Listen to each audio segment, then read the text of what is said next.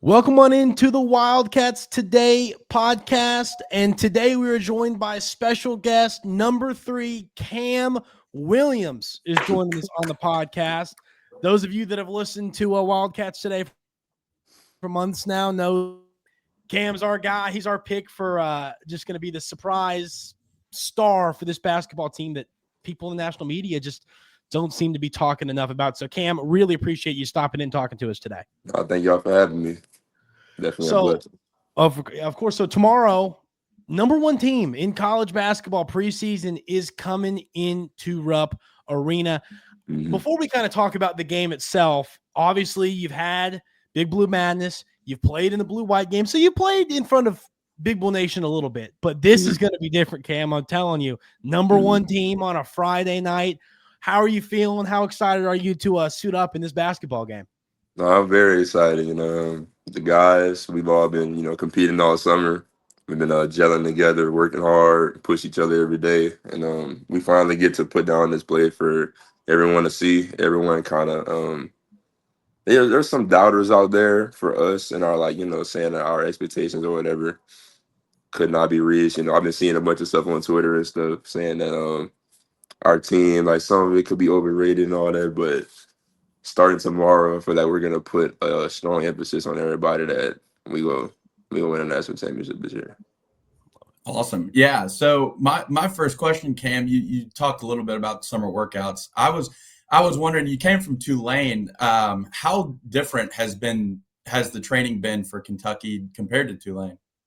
I'll say Coach Pope really has an emphasis on our conditioning level because he wants to play fast. He wants to get a lot of shots up. He wants a lot of possession. So in the summer, we kind of worked on, just getting as much shots up in a certain amount of time. So, shot clock, we're trying to get up a shot if it's available, maybe 7 to 8 seconds or so. So we've been working hard to kind of play as fast as we can. We have little segments in practice where we have to shoot a certain amount of time, or otherwise we say it's a turnover or something like that. So as for the level of that, I would say the pace of the game is a little faster, and like I said, the speed of the game is also faster because we're trying to get as much possession as we can.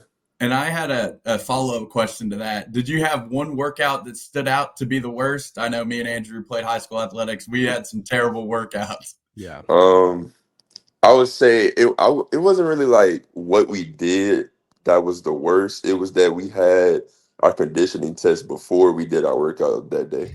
So I think it was the first Monday. It was the first Monday that we started. So we all knew that we had a conditioning test, but I think a couple of days prior to that, we had a treadmill test. So we did that. And then we had a couple of rest days, and then Monday we had our 17s test. So we had to do 4 17s in 63 seconds. And if you didn't make it, you had to do it the next Monday, and so on until you pass. But 2 guys made it the first week, and after that, we still had our whole hour of practice. So we do a bunch of drills. We had to run up and down. It was the first week, so everyone was kind of out of it. But now it's everyone's still, we're still playing fast. Everyone's good. So that sounds brutal. It wasn't even that brutal. It was just for me and Andrew, the first day is crazy. Yeah. We have our own stories from some of those, man. I still remember. I mean, the puking and I don't even. What was your worst one? Oh man, for me, I think it was wall sits, Carson. I don't know, you got to think about we were not the cream of the crop athletes back in the day. We were baseball players, and our coach put us through these wall sits, put the 45-pound plates on your legs, and it's if you don't make it 5 minutes, everybody's running, and you didn't want to be that guy. You don't want to be that guy that doesn't do it. You're trying not to fall, because if you fall, everyone's gonna know that it was you. Yeah, messed up.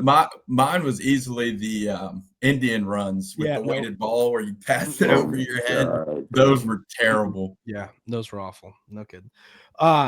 So for the game tomorrow, Kam, I want to know, as a team, it's an exhibition game. Now, we all know, you don't got to tell us this. We know this. Purdue wants to win. You guys want to win. Everybody knows that. That's the reality. But what are your all's goals as a team for the game tomorrow? And then what about you personally? Do you have a goal for this basketball game tomorrow night? I'll say the team goal and my goal are pretty much the same, to win, like you said. Personal goals, I don't really like try to set any, because I feel like if you try to set personal goals like that, it kind of gets you out of the way that you may regularly play basketball, if that makes sense. Yeah. So I feel like playing team-wise, as long as you win, pretty much, then like the other goals go follow, if that makes sense. Like Coach Pope, he said that 9 guys on his team got drafted the year that they won the national championship. So I mean, Ortega, we got him, player of the year. We got Mo off all defensive team. J-Lo got second team, which I feel like all 3 of those guys are all first team caliber player. So I would say our team expectations this year, just win a championship tomorrow, win the game by any means. We've been competing a lot. We play hard, play physical, because Purdue is a really good team. They're number 1 on the AP roll, so AP roll, my bad. So we just have to stick to our things, play inside our system, not try to do anything outside of our system, and see what happens. Awesome. So yeah, I know you said you didn't really have any goals yourself, but we know you as a sharpshooter. I was wondering if there was one area of your game that you wanted to improve and how you're working to do so. I say one thing is kind of not passing up on like any shots, because there have been times where I like may pump fake or something because I think a guy is pretty close, but Popo always tells me like, bro, you're 6'8", shoot the ball, they're not gonna block it. So I've been working on not trying to pass up shots like that. They told me to watch Kobe Brea game last year, and they showed me some film like when he'll pass up on some, but then they eventually showed me later down the year how it didn't matter where he was. If he caught it, he didn't see anybody, he got it up.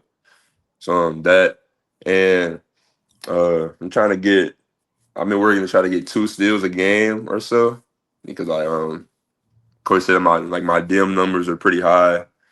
So I feel like I get a lot of deflections, but I'm trying to get like as much steals as possible. So I'll say defense, and then Nice. playmaking Awesome as well. I know a lot of the praise has been for the offense, but I feel like you guys are honed in on that defensive side of the ball as well. Yeah, I feel like that's like one of the underrated aspects of our team, because you look at everybody and it's just like, everyone's good offensive player. But if you look at their defense, we got J-Lo. He played, it don't matter what conference he was in, ACC, whatever. He's a great defender. Denzel, he was in SEC last year, great defender. I didn't even get to Ortega yet. I didn't get to Mo, BG, JQ. We got a lot of people, so I feel like that's very underrated in our team. But I feel like once we get the season rolling and we start playing everybody, then everyone's gonna like start talking about us like that's a great defensive and offensive team. Yeah, the defense, it's funny. I think for yourself, the defense, Cam, a lot of Big Blue Nation, when you got here, we were all talking about, man, this guy's 6'8" and he can shoot the lights out. And then we kind of get a few months into the offseason and we're hearing a lot about Kam Williams as a defender. Is that something, obviously you've always taken pride in defense, but have you grown, you think, as a defender just over these short few months in Lexington? Yeah, I've definitely grown as a defender, because last year we had the matchup defense, so everyone would kind of look at it like, oh, he only can play defense because of the matchup thing. But as I got here, it showed that I could really guard people. I just try to work as hard as I can every day to really maximize the potential in that aspect. Trying in practice, I might try to guard different people. So at first, the challenge for me was like the like Ortega with the shoulder bump, because I wouldn't be ready for it at times. So he would just kind of get it up and get a mid range or something. And then Mo, y'all can already see Mo is very strong. He put the head down and he just put the shoulder down. That's probably a guaranteed layup. But just matching that, just trying to guard different people, try to pick up different tendencies. So I done had a couple of talks with Ortega, just seeing how he guards, because everyone who has watched the team last year knows that he's a great defender as well. And he's great at playing passing lanes and stuff. So he was just telling me, like just watch, just kind of like watch their hips and see like where they're trying to go. and just really like know the game. Like if a dude is dribbling with his right hand and he's going right, he's probably gonna keep going right. Or if you try to counter, just put your hand out, you get a steal. So it's just little tendencies like that I try to pick up from him. And as for all the other guys, trying to pick up on different tendencies that they do as well. Awesome. Yeah. So my next question, you're talking about getting better on the defensive end, and you need coaches, you need role models for that. I was wondering if you had a specific coach or role model that you look up to. The coaches, I would say Cal McLean. He's very, and him and AB too, Coach Brooks. Those two guys are very. They might not look like it. Well, Mikhail look like he's like a loud guy if you just hear him, but if you look at Coach Brooks, he looks very reserved. But in practice, once like the drill comes up about the defense, they just start screaming, trying to get everybody hyped up.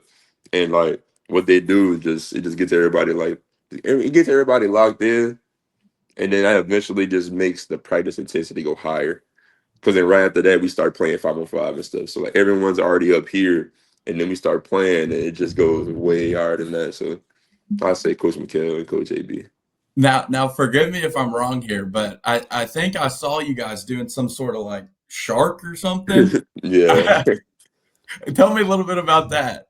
So Coach AB, he had went on a trip. I forgot where he went, but I think he was like doing some type of shark dance or something in the vid. And every time he sends like a group chat message to us or something, at the end of every message he has a shark emoji. So then he'll walk up to us, he'd be like, "What's up, shark?" And dap us up, "What's up, shark?" Stuff like that. So then you walk up to him, and he just, every time you see him, so it's just kind of like an ongoing thing. Like every day, we just tell each other, "What's up, shark?" And then, that's awesome. Yeah, they be the character. Yeah. All right, I got one more question for you, Cam, and we're gonna let you get out of here. You got a big day tomorrow, obviously. Now it's a 2K question. So we heard at Media Day, you talked a lot about, you're the best 2K player on the team. And I'll be honest, I believe you. I mean, I think you sold it. I don't think it took a lot, but this is something I've been seeing going around on social media, and it's about 2K and Madden. Mm. And it's people saying, growing up playing these video games, everybody's got one player that wasn't an all-star, wasn't like a well-known guy, but you just played well with them on 2K or Madden. Do you have a guy like that on 2K? Maybe not an all-star, not a Hall of Famer, but he was your guy on 2K? Let me see, bro. Andrew doesn't play 2K, so he doesn't know that you actually have to make your own player. No, but that's not true. That's not it's true. I'm not good at 2K, but you can play the whatever mode. That's a fair question. It's a fair question. No, it is. Somebody like the play now and black top play and now. Like that. Play now. I would say I think it was 2K24 or something. Like it was 2Ks ago. We'll play like the Lamar League mode, and I will always draft Danny Granger, and they would be like, "Why?" And I'd be like, "Bro, he can shoot. I'm good." They don't know about Danny Granger. Nah, they don't know. They don't know about Danny Granger. It's like when I play 2K, I'll be running plays and stuff. So like I'm not just playing like pick and roll and stuff. Like I'm running plays. I'm setting my defensive settings and all that. So I was running plays for him to come off of staggers and shoot. And I was just scoring 30 with Danny Granger. They'd be like, "That's so weird." And I'd be like, "Hey, you gotta do what you gotta do." He's a 2K goat. He's been around for a while. He's always good to use the next. So I'm a big Danny Granger. He's my little underrated player. There you go.